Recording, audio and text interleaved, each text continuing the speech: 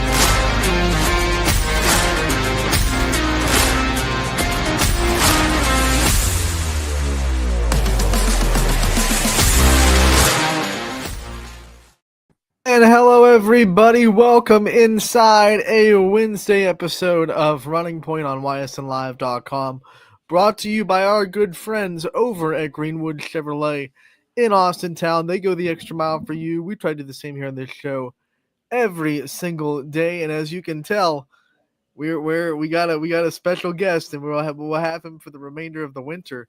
Gary Altizer coming back for season now 4 of Wrestling Wednesday with Gary Altizer. Gary, buddy, it's good to have you back. Thanks. It's great to be back. I'm excited to do this again. Thankful that you guys still want me back and that we can talk some high school wrestling. Please, we'd be lost talking wrestling without Gary. All right, so Scotty down there, he's always here on Wednesday. Scotty, how we doing? I'm good. Ready to rock and roll and excited to have Gary back. I just hope he doesn't, I got to be careful because I know at any time he can pull out that Winn-Dixie on me. So, but it's good to have Gary back. Scotty, I thought you were volunteering to be in the demo. Dummy. I mean, I have to get a little stronger. I gotta start pumping the iron, and then I'll be in the demo. So this is episode 1 of Wrestling Wednesdays. If you're new to it, we have been growing Wrestling Wednesday every year. It started with just Gary coming on, recapping the wrestling matches, and then we slowly but surely got to a point last year where we had. After episode 1 is kind of our preview episode. We've had a wrestler or a wrestling coach on every episode, and we'll try to our absolute darndest to do that again this year. Episode 1, Gary, we like to preview the season. We have a lot to talk about. The official start date for wrestling is tomorrow in the state of Ohio, December 5th. And we also want to give you the chance to talk about your program as well and have kind of the season preview of the Wellsville wrestling team. You are the head coach of the Tigers down there, as we all know. So, Gary, let's start with kind of like some things you're looking forward to this year. Hey, I'm just glad to be back into the season. This will be my 10th season as the high school head coach at Wellsville. I have a great time doing it. I have a lot of great people around me. I have a lot of assistant coaches this year, which I'm very, very thankful for. I've got a lot of guys that wanted to come on and help. I got 14 on the team and maybe a couple more coming. And for a school our size, we're one of the smallest public schools in the state that offer wrestling. For school our size, that 14, I feel like we're doing pretty well. Last year was a rebuilding year. We're going to continue that this year. We got a good freshman class coming, and then I got some good classes in the lower grades coming up. I've got a very big 6th grade class coming. So the future is bright. We're just going to continue to try to get better every season and every day. And I think with the staff that I got, I can really make some strides this year. What I'm hearing is Gary is not retiring anytime soon from coaching wrestling. He's looking at 6th grade. He's like, I've got these kids coming up. I'll be here for a while. Gary, we also want to give a shout out to Chris Colucci, who will be helping us a lot in our wrestling coverage, broadcasting wrestling matches as well. And we'll get him on the fold during the season Wrestling Wednesday as well to talk about the exciting matches that we have on the network this year. Gary, when you talk about just wrestlers that are returning, big names and big programs, let's go through just kind of the things that we have to look forward to this year. Well, last year, I think there was I know there were a lot of seniors that graduated last year, a lot of really good wrestlers that graduated, but we still got a lot coming back. The name that stands out to me is Braden Feister from Hoban. He was a freshman last year and one of the best wrestlers in the state, and ended up getting hurt right before the postseason started. He looks to be healthy. He's the number 1 ranked heavyweight right now in Division II, and he has a younger brother that's a freshman, is the number 2 ranked 215 pounder in the state.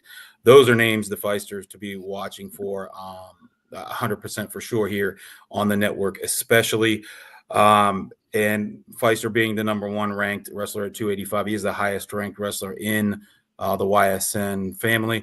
But we do have a bunch of other wrestlers. I've got all of their names written down, the rankings, how high they are. But I think there are going to be some new names popping up because we did see a lot of guys with a lot of experience and a lot of familiar names who graduated last season. So it'll be nice to see some new names in the mix this year. Talking about new names, we also have new schools since the last we did Wrestling Wednesday. We have signed on Perry from Perry, Ohio, the Perry Pirates, and we also have Southeast, who moved into the MVAC and joined the YSN family. Gary, can you talk about those 2 programs, Perry and Southeast, and what we have to look forward to in the coverage of their wrestling programs this year?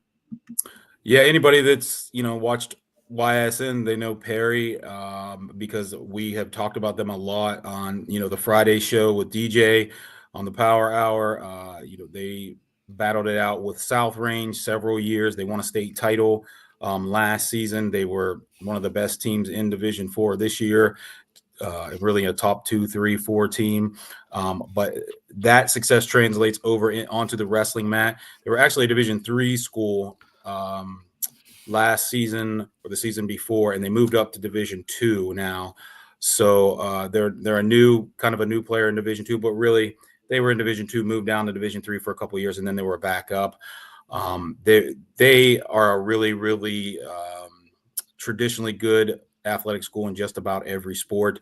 And Ravenna Southeast, another team. They've got a great wrestling tradition, wrestling program. They got several guys ranked. These are great additions to the YSN family, and especially great here for Wrestling Wednesday.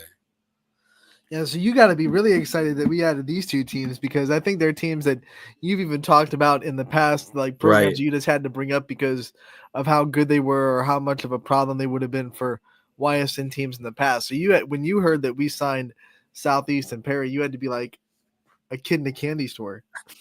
Yeah, it's great to have schools like this with good tradition in the sport coming on the YSN family. They play so many schools that are already in the family. It just makes sense to get them on board. It's nice to see them. We'll have a lot of content to talk about, and it's just going to make things more interesting as time goes on to see these kids in these different new schools coming to battle these schools that have been with YSN for a long time. Gary, I know we're talking to you just one day before the official season starts, but for the people that are tuning in for the first time this season, what are some of the things that go on in the preseason and getting ready for the season? What kind of things are happening in practices in the last couple of weeks to try to get ready for day 1 tomorrow? Well, you're trying to cover as much as you can in the amount of time that you're given. Wrestling is a very, very long season. It's 4 months long. And from the time that you get to start to the time of your first match, you only got about 15 practices officially, something like that, maybe even 1 or 2 less than that. I'd have to look at the calendar. But from the day that you start until your first match, it's, 3 weeks, but you're not supposed to do anything on Sundays. You can practice on Saturdays if you want. A lot of schools like myself, we didn't start until we start on a Friday, but I never start on a Friday because that always seems to be a tough day as far as parents getting their kids home for the weekend. Kids that can only get home by bus, they're not prepared for a Friday start. So we start on a Monday. So really, you're talking about just probably on average 15 practices to get everything in and get ready and really shaking off the cobwebs. It's February, March was a long time ago. That was a whole school year, the previous school year. trying to get the kids' wind build up, their cardio build up. And as for being a coach, you want to make sure that your schedule's nailed down, because sometimes it's not. Sometimes things happen. There are late cancellations in your schedule. Things happen. New schools are being built. Kids are being transferred from one building to another. Things happen. Coaches change. So there are changes in the schedule. And also there's what's called the alpha test, or the hydration test, that the coaches have to get done. That is something mandated by the state, where they will have an assessor who will weigh every kid on your team, measure the kid's body fat, and also measure the kid's hydration to make sure that they're not cutting weight. And they will weigh them, get their body fat recorded, and then you are told as a coach what your kid is allowed to weigh, what your wrestler is allowed to weigh every single day of the year for the rest of the year. So getting that all taken care of, plus all of your physicals, your emergency medical forms, all of that stuff. As a coach, the first 3 weeks are just a blur, a tornado of all these responsibilities you got to get done and get ready. You got to get your kids pictures, make sure they have their equipment, all that stuff. So you're kind of cramming, but man, I wouldn't have it any other way. I'm ready to go Saturday. You hear that, people? It's not all the glory and the coaching during the games. There's hard work that goes into it. Gary's not Exactly. just a pretty face over there at Wellsville. When you think about, we're talking about getting ready for the season, there's a lot of football teams in Ysn that made pretty deep playoff runs that are starting to just get off. South Rain, Absolutely. Perry, Poland made a deep playoff run. Ysn, all these teams. Hoban made a deep playoff run. Yeah. When you think about players that are coming off of a very long football season that are going into wrestling, I'm sure they've been there, they've done that, they're used to doing it by now. But what do you think is the thing that those coaches are going through, trying to get those kids as ready as possible before they have to get on the mat? Or do you take them off the mat for a couple of weeks and say, hey, first couple matches, maybe you don't wrestle just for your safety? Yeah, if your season just finished up like last Friday, just get mentally there. I would say most of the kids are probably not going to wrestle this weekend. The state allows a break. I think it's 2 weeks. So the kids are allowed to take a break with no penalty, for missing. And really, myself as a coach, I would want that, because that's a long grind of a football season to go from August 1st all the way, here we are in December. So you go basically from August 1st to December 1st, in football mode. You're a kid. Take this time off to get your brain right, rest mentally, start thinking about wrestling season. You want to come and practice, that's great. You don't have to wrestle. I'm sure there are some kids that are ready to go. They don't need the time off. That's totally up to them and their parents. But I would have no problem with a kid who went on a run like that, taking some time off to get their mind right, maybe just coming in and practicing and watching the matches, and just kind of easing themselves into it, because you're going to have an even longer grind with wrestling, an even longer time to go until March. So if you're talking from August all the way through March with no break, I don't think that's healthy. More risk for injury. And it's not like the rest of these kids who, if they didn't even make the playoffs, they've been done for over a month and a half or so, something like that, before they start. So I just think it just depends on the kid. All right. So now what we like to do with episode 1 is we like to kind of turn into a coach's corner for you as well. Let's meet the team. Let's meet the Wellsville wrestling team, go through the roster, the kids that you're going to be highlighting this year, the ones that are going to be, the big names for you, and talk about your program.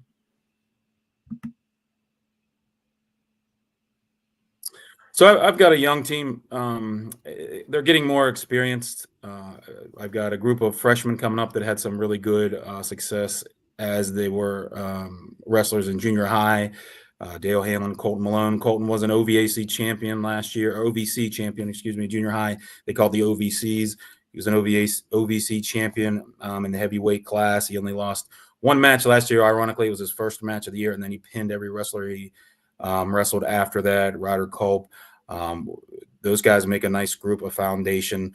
And then we got a lot of familiar faces, guys that have been with me for a long time. Jake Bates, he's a senior. I like to talk about Jake as much as I can. Jake has never missed a single practice. He's never missed a single match. He's never missed a single wrestling commitment, whether it was an awards assembly, if we did community service. He has never, ever missed anything. I really like having him around. He's a nice kid to have in the room. He's a senior. He didn't start wrestling till he was a freshman, but never in my coaching career. This is in year 19 total for me in the sport. I coached at the elementary level, I coached at the junior high level, and I coached at the high school level. I've never had anybody, and I never heard of anyone not even missing a single practice, not for a sickness, not for anything. So he's back for his senior year.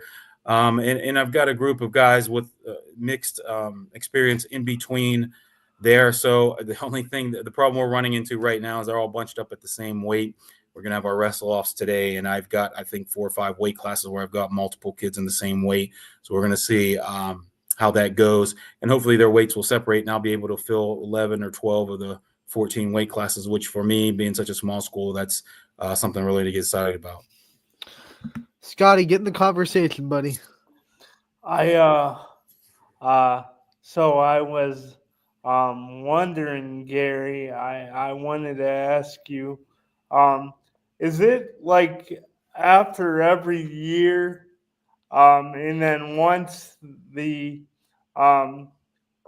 season is coming up again, the new wrestling season, do you just kind of like always wipe the slate clean and kind of reset everything, or is there certain things that you're still learning from year to year that you maybe incorporate, or now that you're 10 years in, it just kind of you kind of got it down and you just basically reset every time? That's a great question, Scotty. I know my first few years, my first probably 3, 4, 5 years, I soaked up as much as I could. I read as much as I could. I watched as many videos, talked to as many coaches as I could. There are some things that are set. I like my practice a certain way. I like how we have it set up, where the way that we warm up, how I make the announcements to the team, things that we do. But I try to learn as much as I possibly can.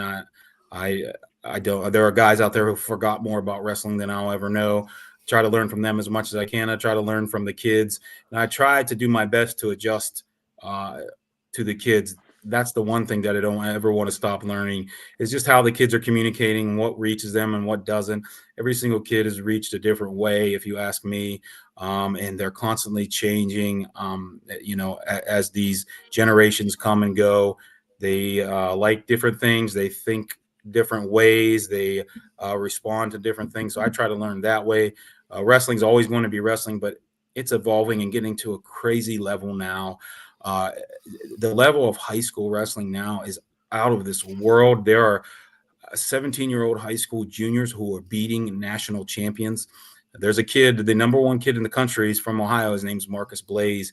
He wrestled in a tournament over the summer and beat 3 national champions and a 4-time national finalist to get to the Olympic trial finals. And I believe he did lose there, but he made the Olympic team because they take the top 3, and he made the world team. Now, in the past, I mean, when I was a kid, you're talking 20-something years ago, and even in the past 15, even 5 years ago, it would have been unheard of for a high school kid to do that. But to answer your question, I am trying to learn, because the sport is continuing to evolve, and it's continuing to grow. And because of the internet, it is really exploding. The way wrestling is, it's a sport where there are so many different ways to wrestle that before the internet, it was kind of, you knew what your coach knew. And you knew maybe what some kid you wrestled did some new move, and you talked to him after the match, and maybe he'd show it to you. And now with the internet and the connections you can make, the communication you can have with people, the information you can get on where practices, open mats, coaches are, things like that, everybody is learning at such a high pace. And year over year, they're getting better and better and better. You've got to, as a coach, continue to learn and keep up, or you are going to be left behind very easily. And I try to get younger guys on my coaching staff. They've got a lot of experience. I got a couple really good younger guys on my staff who've been wrestling since they could walk. They know all every move that you could possibly imagine. I could just call out a move and they'll know 3 or 4 variants of it, and they'll even know new ways to hit moves, or just they'll know new moves. I love that. I love learning like that, and I love that my kids get to learn. So I come in. I think I've learned a lot, and there are a lot of questions that I had when I started that have been answered. But I'll never stop asking questions, and I'll never stop trying to learn new things, because the minute that I do, I'll no longer be effective. Gary, we don't let episode 1 go, or coach, or any coach's corner for that matter, without letting you talk about the other people on your staff that help you build this wrestling program, and the people that are behind the scenes that do a lot to make sure Wellsville Wrestling, that's a tongue twister, by the way, Wellsville Wrestling, is as good as it possibly can. So highlight the names that stand beside you and stand behind you. Yeah, sure. I've got Skylar Lazier and Brendan Sievers, both on my staff. They're both younger guys. They're in their 20s, early mid 20s. They both are multiple time state placers, OVAC champions. They're my technicians. There's the guys that I go to for moves. Dickie Schilling, he is the high school principal at Wellsville. He's a former head coach, former high school head coach. He's also on the staff with me. I got Tommy Redmond. He's been with me for a while. Jimmy Board. He's been coaching at the elementary level. He decided to move up this year. Bobby Wetzel, Nate Ketchum, he's been with me for a very long time. Caden Weekly, Jason Dowling, those guys are all with me and have been with me at the elementary level. We got a really good foundation at the elementary level with Coach Charles Fisher and his staff and everything that they do there to get the kids ready and build the foundation. April Joy takes care of the Takedown Club and help us with our uniforms and fundraising for things. I couldn't be more blessed having so many people around me to help keep this program healthy. It's not an easy thing to do at a small school. We've talked about this on the show for the last 4 years. I've got to compete with basketball. I've got to compete with bowling. And the bowling program at Wellsville is crazy good. They just, they win 85 to 95% of their matches every single year. And that's very enticing. A basketball program is always good. I think there are 25 boys on the basketball team this season. I've got to compete with those things. I got to compete with the burnout from the fall sports and cell phones and video games and jobs. So all those people help me keep the program healthy so the kids continue to want to come out. All right, Gary, let's have kind of a preview of each conference. Let's go through these conferences, pick maybe some teams to watch, maybe some wrestlers to watch. Let's start MVAC. Why not? Let's start with the MVAC, some teams that you think are highlighted to watch in the MVAC, and some wrestlers that you think might be big names in the MVAC as well.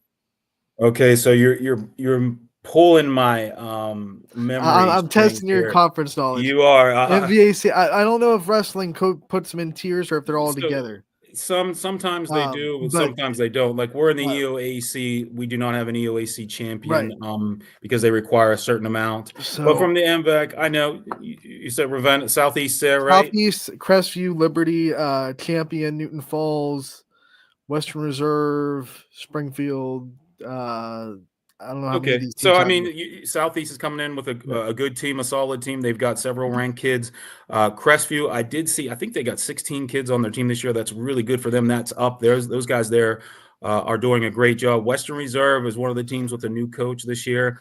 They got a former head coach from Boardman High School and the former head coach of the South Range Raiders are both there this year. I expect to see big things from them. Youngstown Liberty coach Ryan Williams is still doing a great job. He's got a huge roster. Those guys at Liberty, just every single year, they've got a ton of kids on the team. Whatever they do, I would love to learn their secret on recruiting, because they fill every weight class every single year in and year out. They've done a good job there, and I expect good things from them. Coach Williams took over for Coach Haiti, and I think that they haven't missed a beat. Also, can't leave out Garfield, right? I mean, they've had 2 straight seasons where they've had just phenomenal wrestling. So yes, they've had state champions. I think they've had 3 individual state champions the last 2 seasons. Obviously, they had a great football season. I don't expect that to slow down. I went through every single YSN school to get the rankings, and I saw 3 or 4 Garfield names on there. So they're going to pick up right where they left off. Austintown Fitch, I saw had 2 ranked wrestlers, and that's a Division I school. And one thing I wanted to mention is that some schools changed divisions this year, and that's a big deal. Louisville went from a Division II Division I school. Oof. Big change for them. They've been at Division II. They were Division II dual state champs a few years ago. So to go to Division I, that's a big move for them. A couple of Division II schools moved down. Poland and Girard used to be Division II, are now Division III. So that's a big move for those guys too. And the state made some big changes this year in scoring. It used to be a takedown was worth 2 points. Now it's worth 3. Huge 50% rise there. And it made a change with back points, with near fall points. It used to be you needed a 2 count to get 2 points and a 5 count to get 3. Now 1, 2, 3, 4 count gets you 4 points, and subsequently each one will get you 1 less. So those are huge. And also the out of bounds rule change. A lot of people who watch wrestling, some matches can take forever because they keep going out of bounds. Well, now they're taking on the college rule, where if you have 1 point of contact, if one wrestler has 1 foot, 1 toe, 1 elbow in, the clock will keep running and the match will keep going. So with the increased points, I think we're going to see tech falls come faster, which a technical fall is if you're winning by 15 points or more, they stop the match, like a mercy rule, like a 10-run rule in baseball. So because you can score more points with these takedowns and back points, and you can keep wrestling out of bounds, it should speed up things at these tournaments, which I think is a great thing for parents. And it's a good thing for the kids too, because it's going to shorten their Saturdays. So basically now you have to be completely out of bounds for the clock to stop. Exactly. Yes. You have to both guys can completely be out of bounds. In the past, in our rules interpretation, they would always justify not doing it because the quarters, if you've ever been to a high school wrestling tournament, they're tight. The quarters are tight. They've got usually 3 mats spread out on a high school basketball gym floor, and they're wall to wall. They don't want kids wrestling out of bounds getting hurt, but I think that they're going to at least try it this year.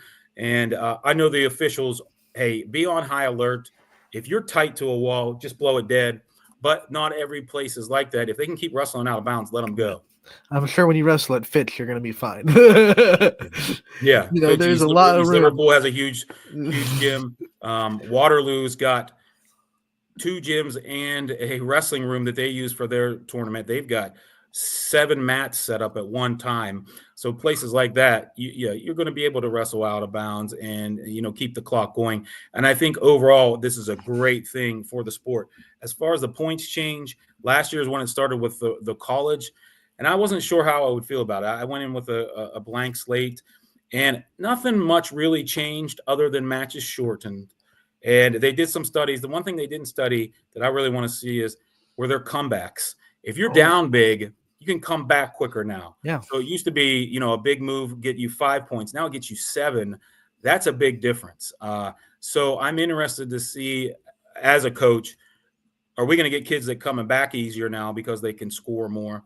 You just have to balance that with getting down big early, and that tech fall will come quicker these days. As a coach, that makes it a little bit easier to sell the mindset, like never give up in this match, because you can absolutely make one move and you have 7 points and then you're right back in it. Exactly. If you're down by 14, that's 2 big moves. That's a takedown and back points twice, and you're tied. Or maybe you're down 2 with the 2 escapes that you give up in the process. But it's interesting. I'm glad the state is evolving. I'm glad the NFHS is evolving. And I'm glad that they're continuing to try to advance this sport, because it's continuing to grow with girls. We know this. We talked about it. Being at the state tournament last year, seeing the girls' state tournament, it was so much fun for me because I don't have girls on my team. I don't ever get to see it. It was just like something new and fresh. And I'm glad that the state and the sport is keeping up with the times. Ysn had a very successful girls wrestling season on that side. I don't want to leave some programs out. We got to talk about Beaver Local. We got to talk about the Beavers because they always have a great wrestling program. Bobby Buhite, of course, is a freak of nature. We've talked to him a couple of seasons in a row. Talk about the Beavers and the Potters, since they're both in that same conference in the Buckeye 8. Yeah, Beaver Local comes up with 4 guys ranked. Justice Fisher, he kind of surprised some people last year, getting on the podium at the 106-pound weight class. He's ranked 6th. Bobby Buhai, he's ranked second. He's had a great career. He's ranked in the top 2 there. That's good to see a kid that works as hard as he is, and a kid that has the mindset for the sport to be ranked that high. The Hours kid is ranked 9th at 150, and then they have a freshman, Jake Hughes, who's ranked 4th at 157. They're going to be a tough team to deal with. The coaches there, they know how to get these guys ready. And I think last year they really, I want to say their kids came through at the end of the season. Their kid, from what I saw, their kids at the state tournament, I think they peaked at the state tournament. And as a coach, that is all you can ask for, is for your kids to be wrestling at their best at the end of the year. So whatever Coach McComas and his staff did last season, I expect that to continue, because they had some guys who came through and I think really surprised the people, just like Justice Fisher, and got on that podium. And I expect to see the same coming forward. East Liverpool, they've got a couple of ranked kids. Tristan Eccles, he was a state placer last season. He's ranked 8th at 120 pounds. And then Damon Stansberry at 175 pounds. He is ranked 16th right now this season. I talked to Coach Stansberry, Damon's dad, the other day. They got a bunch of kids on the team. He said they're going to fill just about every weight class. So things for them should be continuing to move. And then, of course, Coach Jeremy Shaw, he was the YSN Wrestling Coach of the Year. He had a state champion. He had 2 state placers, and they had a great year. Their boys and their girls had a great season last year. So good luck to the Potters. And then we got to talk about your EOAC, the teams that you're going to be playing this year. United has a great program. Talk about that conference. Speaking of United, Coach Kenny Beaumarriage, the longtime coach there, the guy who built that program, he moved on. He is now the head coach at Minerva, which is where he coached golf, and I believe where his kids go to school. So good luck to Coach Kenny. We're still in contact. He's going to come to the Buck Bailey this year. He's going to bring his team to Wellsville. So that'll be about the only time that I see him there. But he had some assistant coaches that decided to take over there. So that's what's happening in United. Columbiana, I saw their roster has grown. They've got a lot of younger guys on the team. They're doing well. Southern Local graduated Gabe Lissenbach last season, but Johnny Bailey is back this year. He was a state qualifier last season there for the Indians. East Palestine changed hands, leads up like Kunzelman. He'll be taking over there. He's been the junior high coach for several seasons as well. And Letonia is still trying to get their wrestling club approved as an official school sport. But Coach Via there, he's going to be running that as a club again this season. So hopefully they can get approved to become an official school sport. But I think he's doing a good job. That's a small school in the county. And to be able to just have a wrestling team, I think speaks volumes. And then we can't also leave out the NE8. We got to talk about South Range, Poland, Hubbard, Girard, Lakeview, Niles as well in those programs. Yeah, I talked to some of the South Range coaches. They've got a really big size roster. They've got a lot of junior high kids and a lot of high school kids. So things there are continuing to do well. Tyson C. Schultz is ranked second in this state at, I believe, I think he's at 165, 157. I could be wrong there, but he's ranked second wherever he is. He's ranked second. Caden Welker is ranked in the top 12. He's coming back for his senior season now. I know that he's excited about that, and his dad and him been working hard. They put in a lot of time.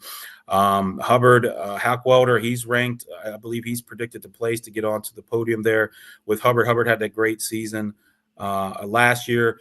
Girard, like I said, and Poland both moved down a division. That's going to be very interesting to see how those guys do in Division III after being Division II for pretty much most of their existence, at least recently. They've always been Division II, that, as far as I know it. Coach Beadle in Poland had a state placer with his girls. His girls team is growing. That guy's putting in work. He's working 7 days a week. He has boys tournaments on Saturdays, girls tournaments on Sundays. He's got Coach Arnett there as assistant with him, a couple of really great guys, a couple of Wellsville grads there running the show there. I expect them to do well, and I really think they'll do great there in Division III. I don't think we left anyone out, Coach. I don't think I don't think are there any programs that you think we haven't hit that need well, you know what? Canfield, I don't think we brought up the Cardinals. Well, I'll tell you what. They always have a great program. Well, there's so many. Want me to go through real quick, and forgive me, folks who are watching, if I miss somebody, please forgive me. Right. I try to do this manually by hand, the old school way, with a pencil and a pencil sharpener, and a bunch of messages to Anthony. Is this school still in the YSN network? So I'll do this really quick.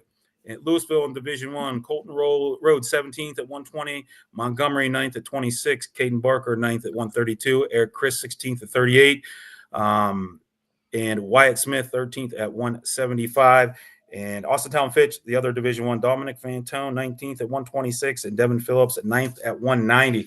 In Division II at 126, O'Donnell from Howland 12th. At 132, Diego Sanchez from Edgewood 17th, Jacob Lewis from Jefferson 17th. 138, Tyler Schrar from Canfield. He's ranked third at 138, and of course, Buhite is second from Beaver Local. Nick Joseph at 144 from Canfield is 19th.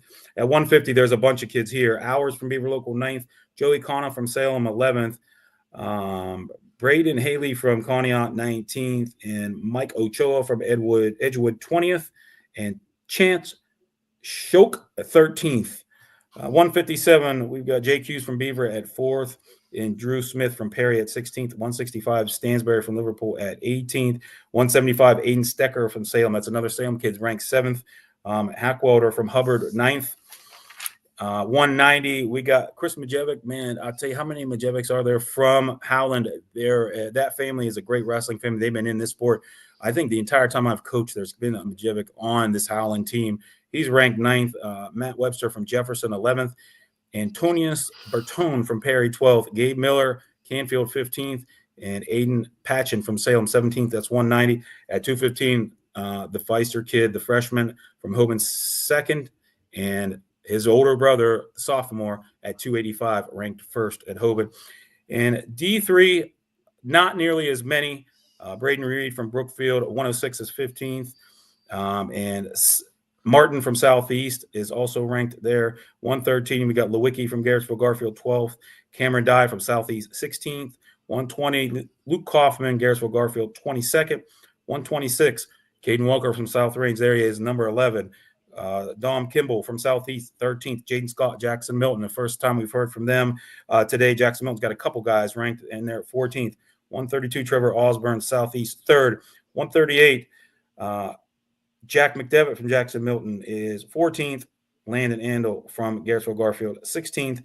And we've got a Poland wrestler, Jake Delvin, I think, is ranked 13th. Excuse me if I wrote that down wrong. Tyson C. Schultz at 157, South Range, ranked 2nd. And 190, Johnny Bailey from Southern Local is ranked 6th. And I believe at 165, Southern Local has another wrestler ranked as well. Sorry if I forgot somebody. I tried to write down every single person I could, and I've got 4 or 5 pages of notes here. And I ran out of room, so I'm all over. Ran out of room. Gary's doing omens work over there. We appreciate it, man. We do. It's a lot of fun. I appreciate being on here. Gary, that's going to do it for episode 1 on Running Point, Wrestling Wednesday Running Point. And like I said, as the season goes on, we will try to get either a wrestler or a wrestling coach on with us every week so we can highlight the great athletes and the programs that we have on the YSN family. So come back next week for Wrestling Wednesday episode 2 with Gary Altizer. Gary, as always, I want to say you're more than welcome to join the second half of the show. We understand if you can't, but when we go to a commercial break, if you want to stay on, you're more than welcome to BS with me and Scotty about local sports. But we will take a commercial break, and me and Scotty and maybe Gary, who knows? We'll see how the commercial break will be back after the break. 21 News delivers the news as it happens, using the latest technology from where it happens. Live here outside the Mahoney County. On air, online, Wednesday afternoon weather update. Very dangerous. and on the 21 News social media platforms. I'm on the road right now. 21 News, the Valley's only locally owned source for trusted news since 1953. Craftsmanship to us is 60 years of pride and dedication. Passed down from generation to generation. The hardwood floors that your kids take their first steps on. The solid wood doors you quietly close at night. The things we create day in and day out are the products that end up turning your house into a home. At Baird Brothers Fine Hardwoods, uncompromising quality and craftsmanship built our business. And it will keep us moving forward for generations to come. Going the extra mile at Greenwood Chevrolet means we want to take care of the community that takes care of us too. And we have to work together always. And that's how you stay in business for 40 years. You know, I love being a helper because when I help somebody, it makes me feel good. It means a lot that I can make a difference in others' lives. So I will do everything I can and just being there for them every step of the way. I want them to know within the first 5 minutes that they could depend on me. That's what going the extra mile means, only at Greenwood Chevrolet. Before the lights come on, before the workday begins, before a long day is ended, or it's time to have fun. It all starts with the people at Joe Dickey Electric. From replacing a light fixture in your home to building a substation for your business, no job is too big or too small. The people of Joe Dickey Electric power them all. Joe Dickey Electric, over 60 years of powering the Mahoning Valley.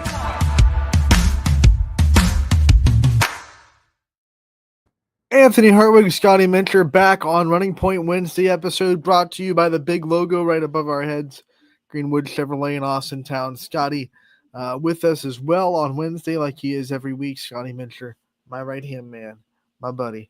Virtual fist bump. Get your fist over there. Fist bump. Get there you go. Boom. Yeah. We got it. I was hoping we could like connect them, you know, like mine there and yours there, but you know what? That didn't land at all. We'll move right on from that. Whoop! Let's go into the scoreboard. Okay, sounds good. That never happened. Scoreboard brought to you by Burnett Pool, Spas, and Hot Tubs. We've got it all. There you go. And here's the scoreboard from last. I'm sorry, I have to switch it over to last night. We're on Wednesday. Last night, December 3rd, first week of December, Scotty. Santa's getting close, getting things ready for sure. So here we go. Girls basketball, Bristol was able to beat Wyndham 55-31. Orange takes the loss to Trinity 68-35. A lot of stuff going on in Ashtabula County. We are praying for our friends down there in the 440. Games have been postponed. They're going to be postponed for for a little bit down there in the 440. I should say up there, really. They're dealing with a lot of snow that came out of nowhere in the last couple of days. In fact, especially Lakeside, Scotty, got to give a special, good vibes to them. They will not be able to have home games for the rest of their basketball season because of roof damage at the school at Ashtabula Lakeside. So people in the 440, they're going through it, and we want to send out our love and prayers to them as they try to get through a very big snowstorm that came through the 440. Also in girls basketball last night, Crestview was able to beat up on Springfield 67-24. The final score there. Addison Rhodes had 26 points at halftime and finished with 31. She only played for 4 minutes of the third quarter and then sat the rest of the game. So she scored 31 points in 2.5 quarters pretty much. That was an incredible performance from her. And she is making a very fast argument for maybe MVP. I know it's very early, but first 2 games, 37 and 31 points. That's something impressive. We go to boys basketball. Like we said, the Ashtabula County schools did not play, so Crestwood and Jefferson were postponed. Orange took on Warrensville Heights. They fell 54-40. Latonia gets the win over the Academy of Urban Scholars, 44-12. The final score there. We have Maplewood. They were able to beat Badger barely 58-53. A very close one in Maplewood. Boardman goes to Uniontown Lake, and they are able to pull off the win against Uniontown Lake, 64-60, the final score for the Spartans. Overtime in East Liverpool, the Potters hold off Carrollton, 71-69, the final score there. East Liverpool has their big rivalry matchup with Beaver Local coming up on Friday. Gerard and Camel play an offensive shootout, but how about this? Sway Rodriguez from Camel scores 40 points and lifts the Red Devils to the win, 74-54, the final score there from Gerard. Fitch has trouble with Canton Central Catholic as they fall 86-66 to the Crusaders. Oh, why did it stop scrolling? Come on, don't do that to me.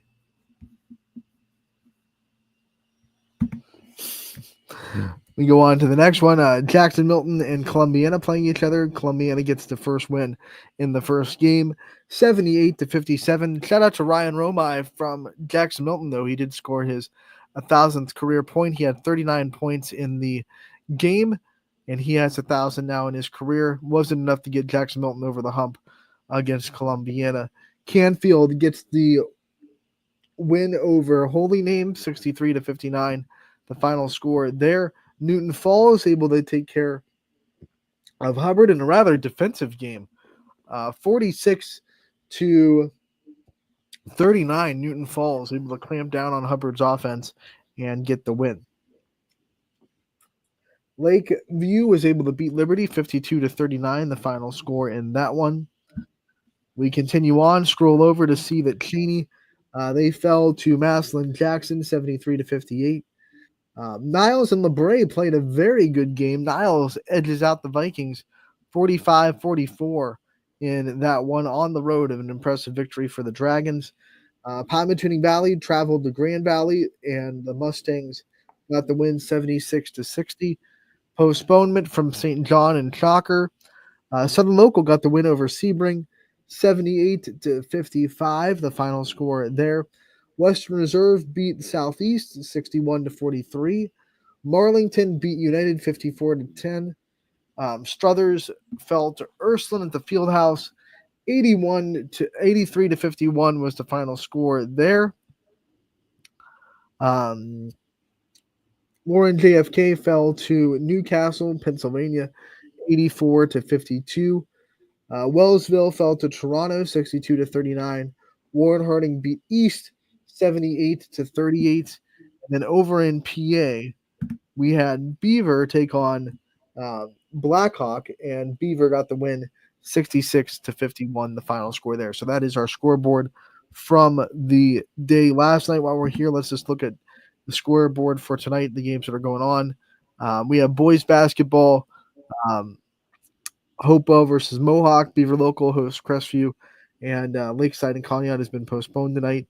Girls basketball, we have Sebring in action against Cleveland Campus International. Toronto goes to East Palestine tonight. Perry hosting East Lake North. West Branch hosting Alliance. Ursuline hosting St. Vincent St. Mary. Salem goes to Carrollton tonight. Southeast will be traveling to Akron Springfield. Warren JFK goes to Mogador. CVCA goes to Louisville. Newton Falls travels to Western Reserve, and Beaver Local goes to Harrison Central. Those are the matchups on girls basketball tonight as well.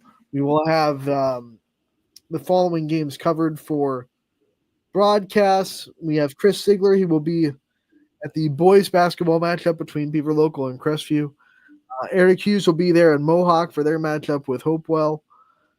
Girls basketball will have Louisville covered against CVCA. So those games will be on the network, ysnlive.com/live.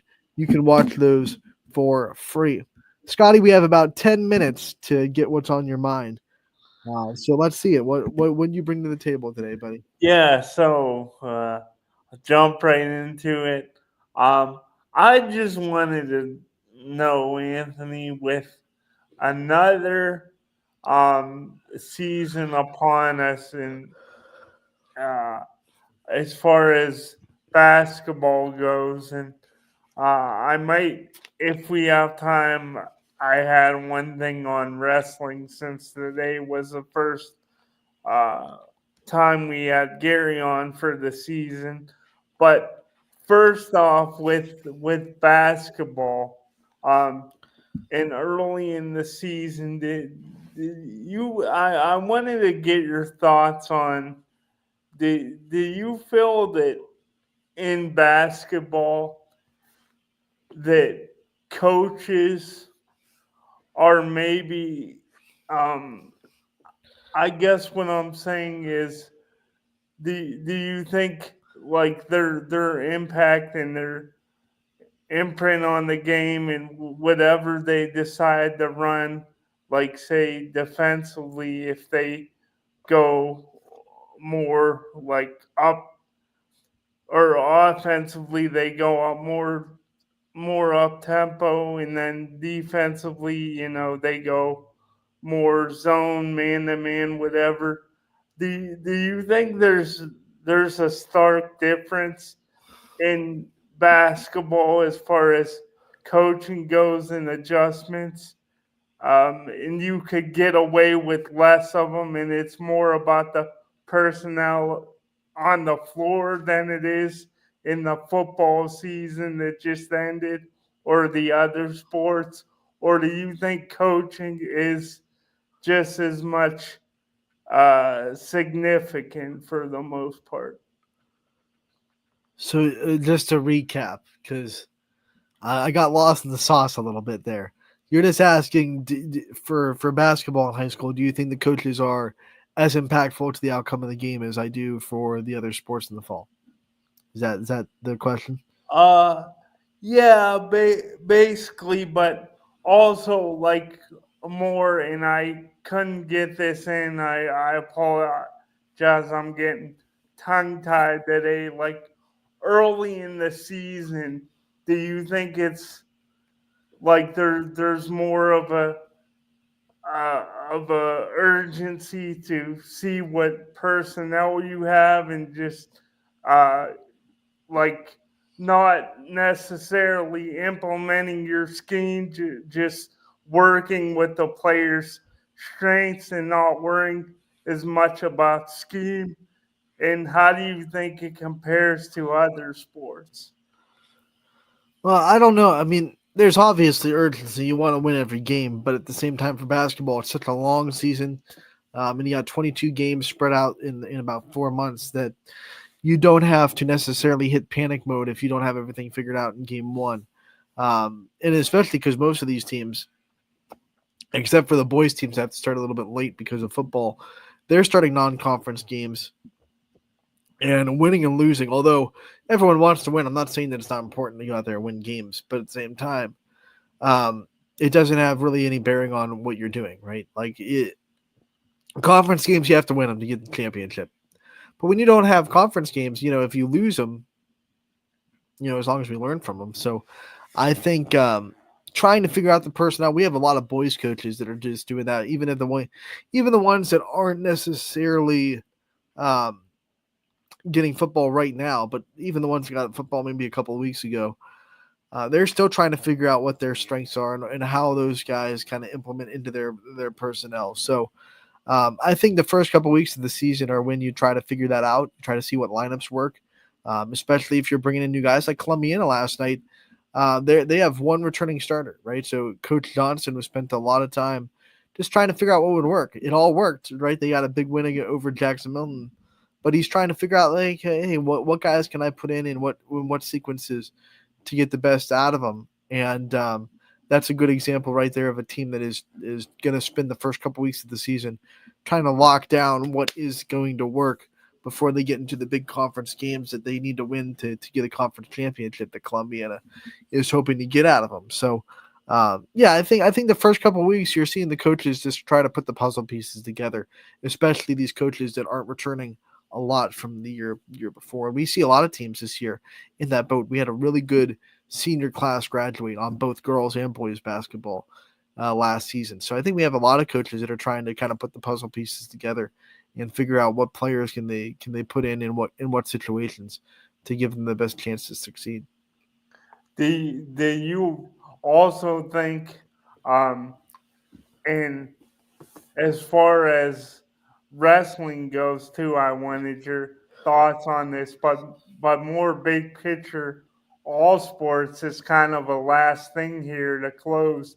Do you think like the as far as underclassmen goes in sports right now in high school, we're in a better state of just as far as the talent we see? Do you think it's like better than we've seen in quite a while? It's because Gary was talking about a lot of freshmen and sophomore wrestlers that gained valuable experience last year. Do you think it's kind of been that way where you see more underclassmen really thriving, or do you think it's really only been within the last 2-3 years or so?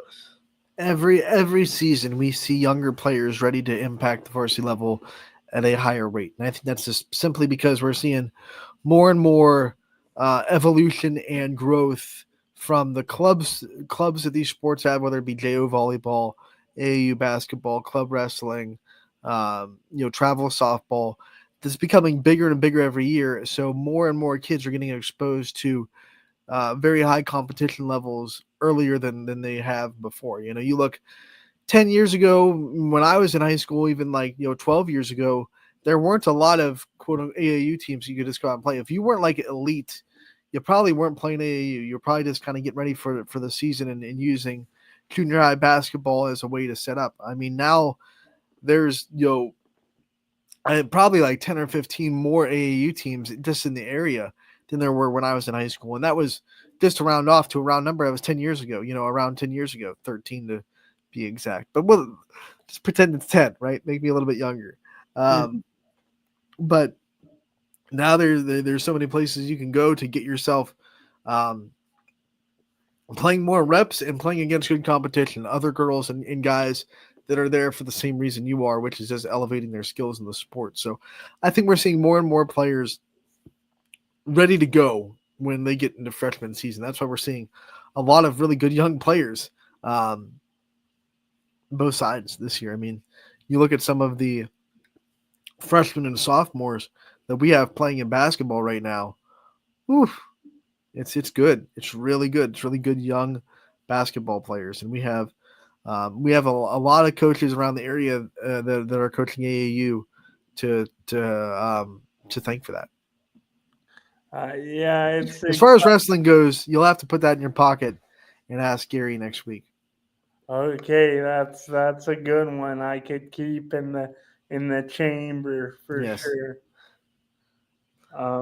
But it is exciting, and thank you, Anthony. I think the thing that excites me most about it too, as far as the youngsters making an impact, is you watch them and they're hungry. They have they come on play with a little bit of that chip on their shoulder because they're kind of a little more raw. So it's really nice to see. Absolutely. I absolutely agree, Scotty. And sometimes with young players, watching them play, they're a little bit more free. The old cliche is you don't know what you don't know. So they're just playing to play, because they just don't understand the pressures of high school sports yet. So that's always fun to see. This freshmen go out there and make big plays and just play basketball. That's always fun. And we have a lot of them. So stay tuned to YSN all season to see these young players really elevate their game in wrestling and basketball, swim and dive, all the winter sports that are going to be going on here in a little bit. Scotty, we want to thank you for coming on like you do every week. We want to thank Gary Altizer for giving us his time in episode 1 of Wrestling Wednesdays with Gary Altizer, season 4. What kind of, let's see, what are some shows that we've beaten now? Some big, we have more seasons than Avatar: The Last Airbender. So there you go. We've beaten that. We have more seasons than I can't think of any really, really good 3-season shows right now. It's killing me. Yeah, I'm trying to think. We're on season 4. All right, a lot of shows don't get 4 seasons. We're on season 4. We're moving on up. We're definitely moving on up. We have more installations than the original trilogy of Star Wars. Yeah, for sure. Yeah. Oh man. Because you think about Return of the Jedi, Yep. Empire Strikes Back, and A New Hope. So, although they now have 9 movies and 2 more spinoffs, but if it was back in 1986, we'd be beating Star Wars right now. Yeah, it's pretty good. Not getting canceled yet. Yeah, I haven't gotten canceled yet. We're good. We're keeping the ratings up. We keep moving that needle, which is always good. Well, I know. Despite being in as part of the intro, I know more of that has to do with you and your Whoa! Don't try to butter me up, Scotty. What are you fishing for? What do you want? More FaceTime in the intro? Is that what you're trying to get? Maybe. Yeah. I don't know, Scotty. You'll have to do more than that. You have to. Okay, I'll work on it. All right, that'll do it for this episode of Running Point. We want to thank our sponsor, Greenwood Chevrolet, for always believing in this show and bringing it to you every day. Scotty, as always, we want to thank you for coming on. And once again, thank you to Gary Altizer for his time in Wrestling Wednesday, episode 1, season 4. So we will be back next week with Gary. We will do that all the way through the state championship. So we will have the state recap show. That'll be the last episode back over in, I believe, March. So we're going to be here for the next 5 months doing Wrestling Wednesday with Gary. So it's going to be a lot of fun. Make sure to tune into that, and we will see you all then.